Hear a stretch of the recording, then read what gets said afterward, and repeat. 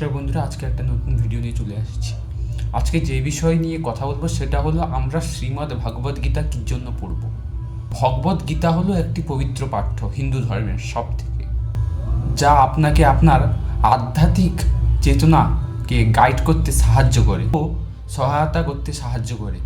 এতে আত্মার প্রকৃত মুক্তির পথ এবং যোগধ্যানের গুরুত্ব সহ বিভিন্ন বিষয়ে শিক্ষা রয়েছে। গীতা পড়ায় আপনাকে আপনার নিজের আধ্যাত্মিক অনুশীলনকে আরও ভালোভাবে বুঝতে এবং আপনার যাত্রা অনুপ্রেরণা করতে সাহায্য করে।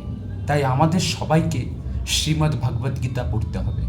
আমাদের হিন্দু ধর্ম এমন একটি ধর্ম, সবসময় আঙ্গুল দেখে সবাইকে বুঝিয়ে দিয়েছে হিন্দু ধর্ম শ্রেষ্ঠ। চিকাগো ধর্মশালায় স্বামী বিবেকানন্দকে বলা হয়েছিল যে আপনার বাড়ি কোথায়?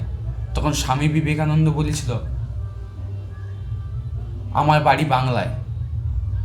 স্বামী বিবেকানন্দকে বলেছিল আপনার ধর্ম কি? তখন স্বামী বিবেকানন্দ বলেছিল আমার ধর্মের নাম সনাতন ধর্ম।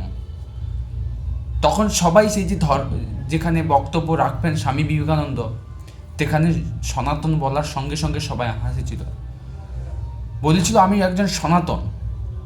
একজন সনাতনী। আমার পোশাক দেখিয়ে বুঝতে পারছেন, গেরুয়া বসন, আমি একজন সাধু। তখন তাকে প্রশ্ন করা হয়েছিল আপনাদের পবিত্র গ্রন্থের নাম কি? তখন স্বামী বিবেকানন্দ বলেছিল আমাদের সনাতন ধর্মে পবিত্র গ্রন্থ হলো শ্রীমদ্ ভগবদ গীতা, যা আমাদের সর্বসময় জ্ঞান দান করে। আমরা আমাদের জীবনটা কিভাবে পরিচালনা করব সেটা পুরো ভগবদ গীতা, শ্রীমদ্ ভগবদ গীতায় লেখা আছে। তখন তাকে বলা হয়েছিল তুমি ওই টেবিলের দিকে দেখো তো তোমার শ্রীমদ্ ভগবদ গীতা কোথায় আছে। যখন সে টেবিলের দিকে স্বামী বিবেকানন্দ তাকায়, তখন দেখে আমাদের সনাতন ধর্মকে ছোট করার জন্য শ্রীমদ্ ভগবদ গীতা সব থেকে নিচে ছিল। শ্রীমদ্ ভগবদ গীতা সব থেকে নিচে ছিল। তখন সেখান তার উপরে আরও বিভিন্ন রকমের বই আছে, বিভিন্ন ধর্মগ্রন্থ আছে, খ্রিস্টানদের বাইবেল, অনেক কিছু আছে, অনেক রকমের বই, কিন্তু শ্রীমদ্ ভাগবত গীতা রখা হয়েছিল সব থেকে নিচে। তখন স্বামী বিবেকানন্দ বলেছিল আপনারা আবারও প্রমাণ করে দিলেন সনাতন ধর্ম হলো সব থেকে শ্রেষ্ঠ ধর্ম। তখন সবাই বলল কেন?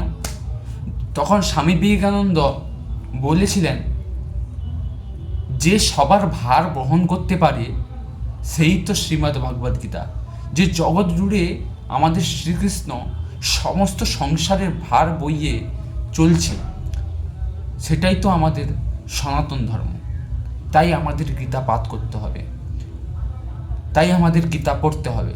ভিডিও খুবই ভাইরাল হয়েছিল, একজন বাচ্চা ছেলে, তিনি একটা বড় চ্যানেলে, সেখানে গান গাওয়া হয়, সেখানে গিয়েছিলেন। সেখানে নেহা কাক্কর তাকে বলেছিল হাই, তখন সে বলেছিল হাই হ্যালো ছাড়ো, হরে কৃষ্ণ বলো। সেই বাচ্চা ছেলেটা আমাদের গীতার বলেছিল যে সেই ভিডিওটা আমরা একবার দেখে নিই, চলো।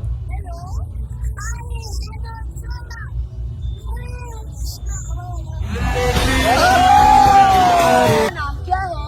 भागवत दास ब्रह्मचारी। आपकी कितनी लाई पड़ी है, कृष्ण खा लाई पड़ी है, मृत्यु कभी भी आ सकती है। आपको बड़े होकर क्या बनना है? शिला प्रभुपाद बनना है और भगवत गीता का प्रचार करना है। अच्छा, आप सबको बताइए और मुझे भी बताइए हमें भागवत गीता क्यों पढ़नी चाहिए? मैं आपको एक एग्जाम्पल से समझाता हूँ। ओके टीचर जी, प्लीज समझाइए। अगर हम कहीं मार्केट जाते हैं, हाँ जी। वहाँ से एक इलेक्ट्रॉनिक टॉय लाते हैं, हाँ, टॉय खिलौना, इलेक्ट्रॉनिक खिलौना, राइट। उसके साथ एक मैनुअल मिलती है। उस मैनुअल में लिखा है कि इस टॉय को कैसे यूज करें। करना है, राइट, लिखा होता है, एक मैनुअल आती है, सही बोल रहे हैं आप। हाँ जी। वैसे भगवत गीता हमारे जीवन की मैनुअल है। भगवत गीता हमारी मैनुअल দেখতে গেলেন এটাই হলো গীতার জ্ঞান। এই ছিল আজকের ভিডিও।